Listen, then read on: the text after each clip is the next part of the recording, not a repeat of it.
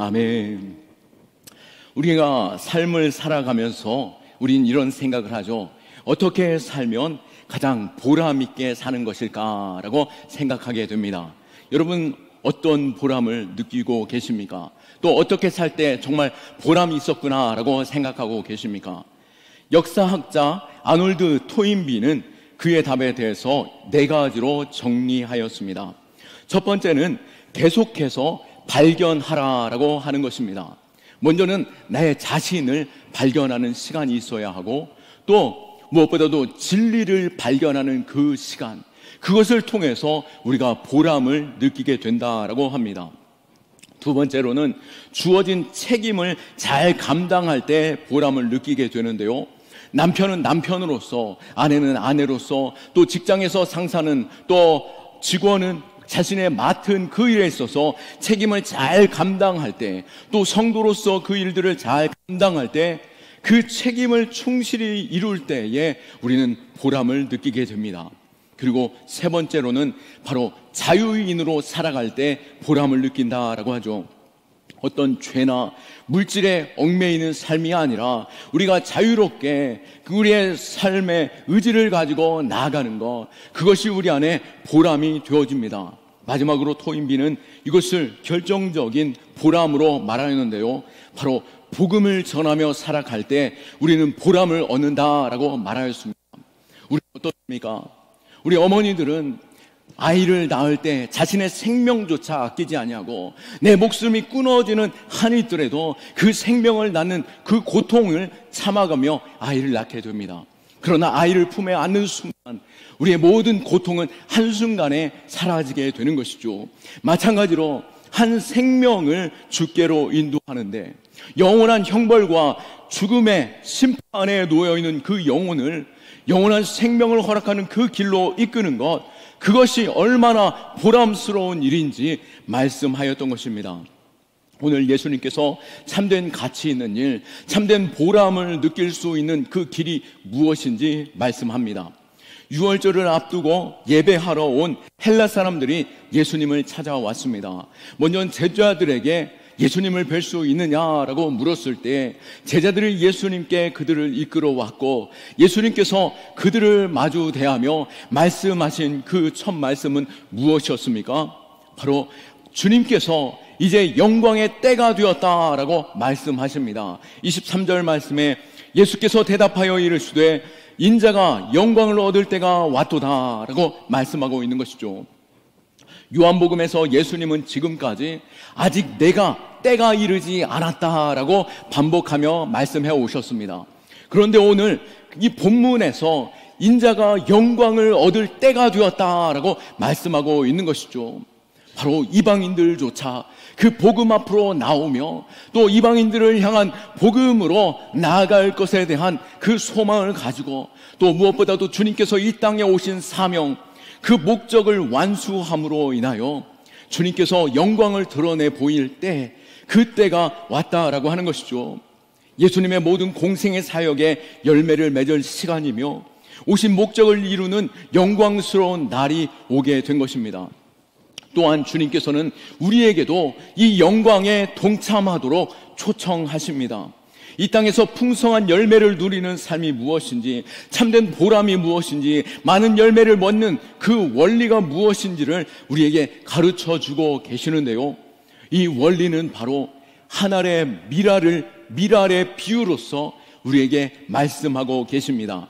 24절 말씀에 내가 진실로 진실로 너희에게 이르노니 한 알의 밀이 땅에 떨어져 죽지 아니하면 한 알 그대로 있고 죽으면 많은 열매를 맺느니라. 아멘. 밀알은 예수님 자신을 가리킨 말씀이었습니다. 예수님께서 마치 밀알로서 땅에서 죽는 것과 같이 그 일을 행할 때 바로 문 영혼들이 살아나는 그 일들을 이루실 것을 그가 아셨기에 자신의 죽음을 가리켜 이제 내가 영광의 자리에 이르렀다라고 말씀하시고, 많은 이들을 죽음에서 생명으로의 자리로 옮기는 것, 그것이 가장 보람되고 가장 영광스러운 일이다라고 말씀하고 있는 것이죠. 만약 주님께서 십자가를 거절하고 희생을 외면하셨다라고 한다면 어떻게 되었겠습니까? 우리는 결코 하나님의 사랑을 경험할 수 없었을 것입니다. 멸망의 자녀가 천국 백성이 될 수 없었고 사단의 종로로 다던 자녀들이 어찌 하나님의 자녀가 될 수 있겠습니까? 이것은 기적과 같은 일인 것이죠.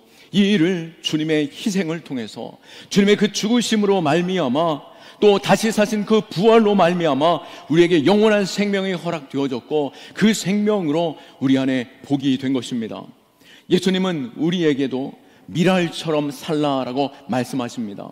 예수님께서 계신 곳으로 우리를 초청하고 계신 것이죠. 26절 말씀에 사람이 나를 섬기려면 나를 따르라. 나 있는 곳에 나를 섬기는 자도 거기 있으리니 사람이 나를 섬기면 내 아버지께서 그를 귀히 여기시리라. 아멘. 이것이 우리를 향한 주님의 기대이며 소망입니다. 주님이 우리에게 복음 되신 것처럼 우리 역시 복음의 길, 생명의 길, 제자의 길을 가라라고 말씀하고 있는 것이죠. 그렇기에 교회는 이 길을 따라가며 열매를 맺는 자의 삶을 살아가야 하는 것입니다. 그러나 현실을 돌아볼 때 어떻습니까? 한국 교회는 이미 정체 상태에 있다라고 하고 오히려 감소하고 있다라는 말까지 들려집니다. 말씀하신 하나님의 진리가 잘못되었습니까? 아니면 그것이 거짓말이었습니까? 왜 한국교회가 복음이 있음에도 불구하고 교회의 힘이 약해지고 복음의 그 증거가 나타나고 있지 않습니까? 그것은 바로 오늘 본문의 그 원리를 분명히 말씀하시며 이유를 밝혀주고 있는 것이죠. 바로 미랄이 땅에 떨어져 죽지 않기 때문인 것입니다. 미랄처럼 교회가 죽지 않기 때문에, 그 죽기를 거부했기 때문에, 희생을 원치 않고 자신의 생명의 안전만을 붙들고 있기 때문에 교회가 힘을 잃어버리고 이 땅 가운데 복음의 증거가 약하여지고 있는 것입니다. 마치 지난주 말씀처럼 변화산에서 베드로가 여기가 좋사오니 여기에서 그냥 집을 지어놓고 여기서 우리가 안전하게 살아갑시다 라고 말한 것처럼 하나님, 우리 교회 이 정도면 적당한 것 같습니다.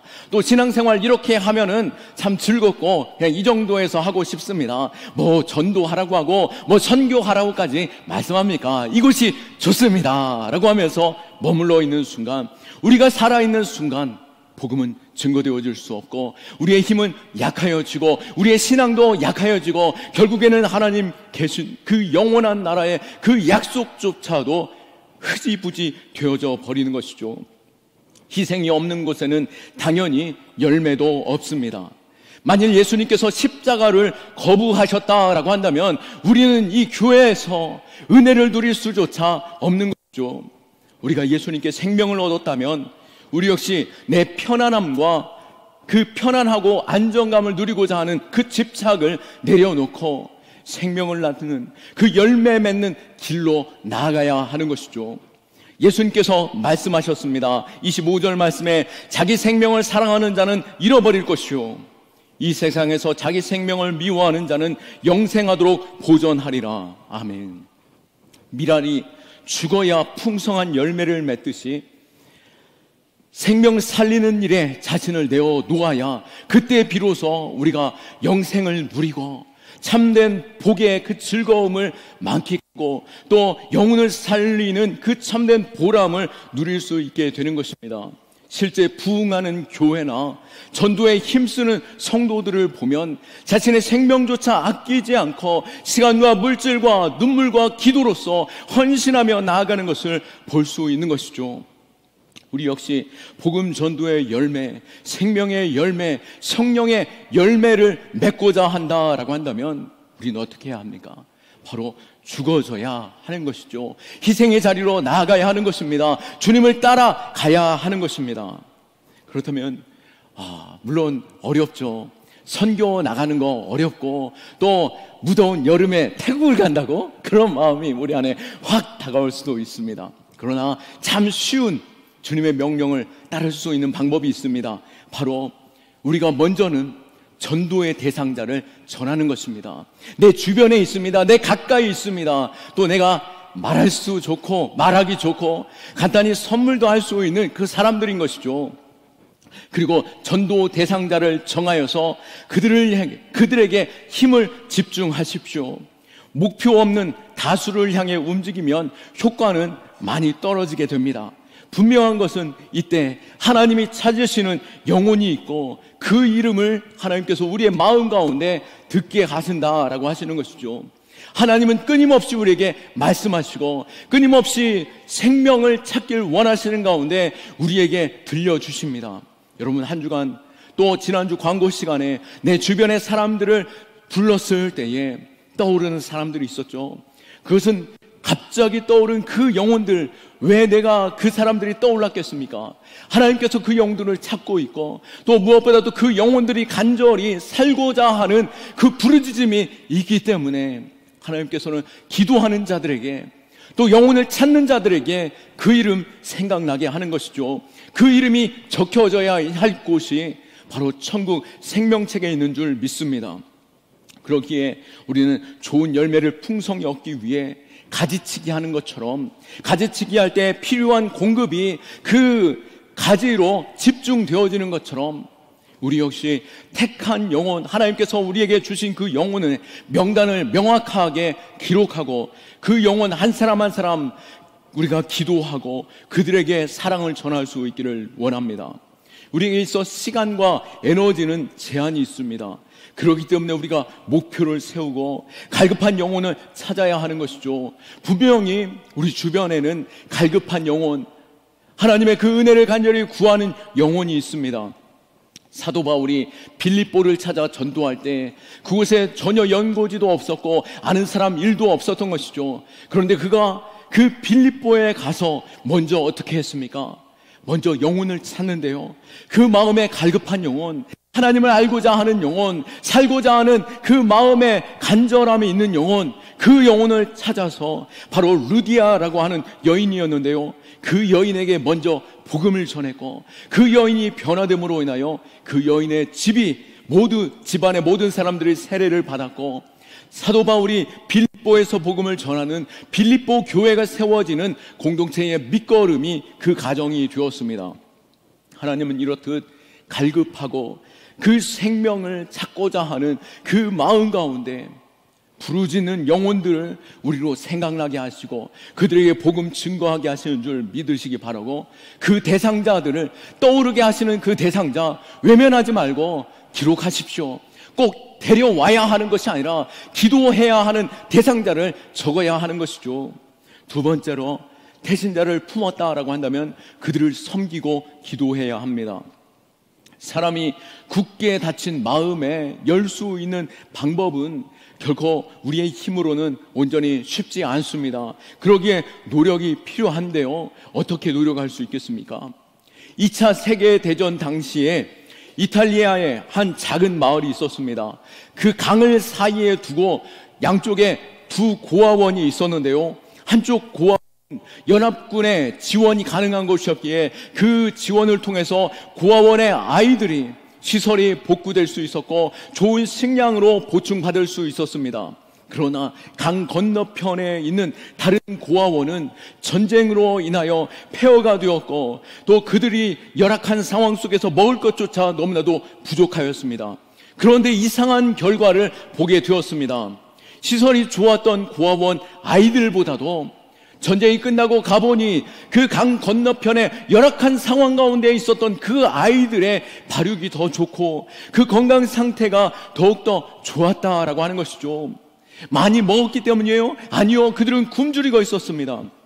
그럼에도 불구하고 그들이 더욱더 건강 상태가 좋았던 것을 살펴보았을 때 그 건강 상태가 좋았던 그 이유는 바로 전쟁통에 자신의 아이를 잃어버린 한 여인이 정신이 혼미해진 상태로 그 고아원에 머물고 있었는데요, 그 고아원에서 그 작은 아이들, 그 고아 아이들이 마치 자신의 아이인 것처럼 정신이 혼미한 상태였지만 내 아이로 알고 그들을 사랑하고 부둥켜 안고 사랑한다라고 말하고 입 맞추고 그들을 씻기면서 끊임없이 사랑을 베풀었는데요, 그 사랑을 베풀므로 인하여서 그 고아원의 아이들이 더욱더 건강하게 자라날 수 있었다라고 하는 것입니다.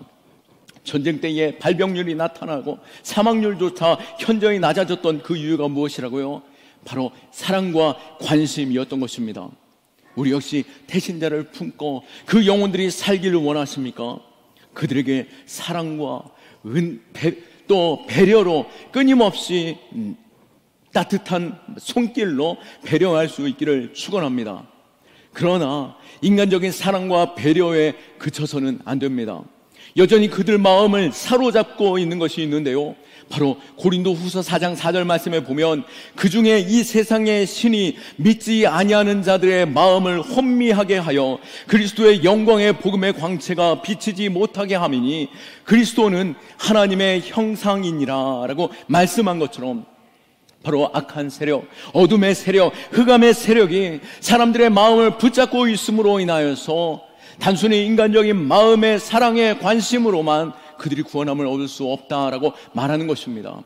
그들이 구원함을 받을 수 있는 것, 바로 우리가 그들을 돕기 위하여 끊임없이 그들을 위해서 기도할 때 성령께서 그들을 이끌어 주시고 모든 매임을 끊고 주께로 돌아오곤 하는 그 결실이 맺혀지게 되는 은혜가 있는 줄 믿습니다. 세 번째로 교회가 세 번째로 우리가 할 수 있는 것은 무엇이겠습니까? 바로 복음을 들을 수 있도록 복음의 자리로 인도하는 것입니다. 로마서 10장 17절 말씀에 보면 믿음은 들음에서 나며 들음은 그리스도의 말씀으로 말미암았느니라 라고 말씀하고 있습니다. 우리는 한 영혼이 주님께 나오는 그 마지막 순간까지 긴장감을 놓지 말아야 합니다. 무엇보다도 복음을 들을 수 있도록 이끌어야 하는데요, 꼭 전도 축제가 되면 꼭 잘 온다라고 말했던 사람이 그날 아침 꼭 무슨 일들이 생기는 것을, 여러 가지 방해들이 생기고 마음이 불편함이 생기면서 나오지 못하는 것을 보게 됩니다. 전도에서 가장 중요한 것이 무엇이겠습니까? 그동안 아무리 수고하고 아무리 섬기고 아무리 희생했다 할지라도 복음을 듣지 않으면 안 되는 것이죠. 그러기에 우리는 어떻게 해서라도 복음을 들을 수 있도록 이끌어야 하는 것입니다. 복음을 듣고 예수님이 나의 구주 되심을 시인하는 것, 그 일이 가능할 수 있도록 어쩌면 강권해서라도 이끌고라도 교회로 데려와야 하는 것이죠. 창세기 19장에 보시면 소돔과 고모라를 하나님께서 그들의 죄악 때문에 멸망되어지는 사건을 보게 됩니다. 그러나 아브라함이 조카 롯이 구원함을 얻길 위하여 간절히 기도하였고, 천사들이 롯에게 나타나 이 멸망의 도시에서 속히 떠나라 라고 경고하였습니다. 그러나 롯이 머뭇거리게 되었고 결단을 내리지 못하고 있을 그때에 천사가 그 롯의 손을 붙잡아 억지로라도 그 성 밖으로 끌어낸 것이죠. 결국 이 행동이 롯을 멸망의 자리에서 구원의 자리로 이끈 그 생명의 열쇠가 되었던 것입니다. 우리도 마찬가지죠. 누군가를 구원하는 길, 그것에 있어서 주저하거나 머뭇거리면 결코 그들이 구원함을 입을 수 없는 상황이 될 수 있는 것입니다. 때로는 우리에게 그 진심으로 우러난 사랑 속에서 적극적인 행동이 필요하며 상대방에게 이 복음을 알릴 수 있는 그 기회를 놓치지 않도록 우리가 강권할 때 그것이 열쇠가 됨을 믿으시기 바랍니다. 누가복음 14장 23절에도 예수님께서 사람을 강권하여 다려다가 내 집을 채우라 라고 말씀하셨습니다. 우리가 이 일에 있어서 동참할 수 있기를 축원합니다. 시간이 많이 가는데요, 다시 한번 우리가 생각할 수 있는 것은 우리는 빚진 자다라고 하는 것입니다. 한국에 이토록 부흥케 되어지는 일, 우리가 생명을 얻었던 일, 그 일에 있어서는 누군가가 우리를 위하여 희생한 사람이 있다라고 하는 것이죠. 자신의 생명을 내어준 사람들이 있다라고 하는 것입니다. 선교사 아펜젤로의 이야기를 기억할 수 있는데요, 언더우드 선교사와 함께 한국에 들어왔던 아펜젤로 선교사는 배제학당과 정동교회를 세운 초기 선교사였습니다. 그는 성경 번역에도 큰 공헌을 하였는데요, 그가 어느 날 제물포에서 배를 타고 목포를 가게 되었습니다. 그런데 이게 웬일입니까? 다른 곳도 아니고 바로 이 군산 앞바다에서 선박끼리 충돌하게 되어서 아펜젤레 선교사님이 있는 그 배가 파손되게 된 것입니다. 다행히 아펜젤레 선교사님은 살 수 있도록 그 상황이 되었는데요. 그런데 물에 빠진 한 조선의 소녀가 자신을 구해달라고 요청하는 그 소리를 듣고 아펜젤레 그 선교사님은 자신의 그 안전을 버리고 물로 뛰어들었습니다. 그 아이를 살려낼 수 있었으면 좋았는데 아펜젤레 선교사님도 바로 이 군산 앞바다에서 죽음을 맞이하게 되었던 것이죠. 그에게도 사랑하는 가족이 있었고 사랑하는 아들이 사춘기 시절에 있을 때에 아버지의 죽음을 도저히 이해할 수 없었습니다.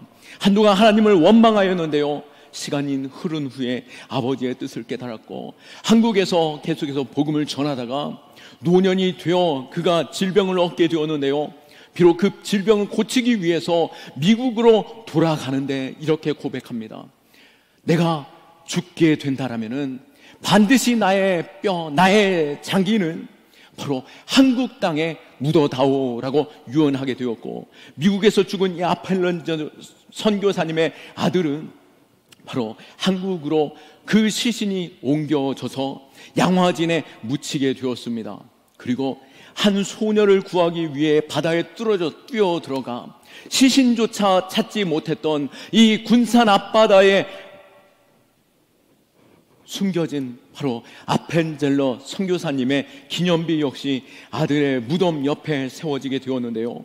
이렇듯 우리는 선교사님의 희생을 통해서 우리는 구원함을 얻었고 그 희생을 통해서 생명을 얻게 되었습니다.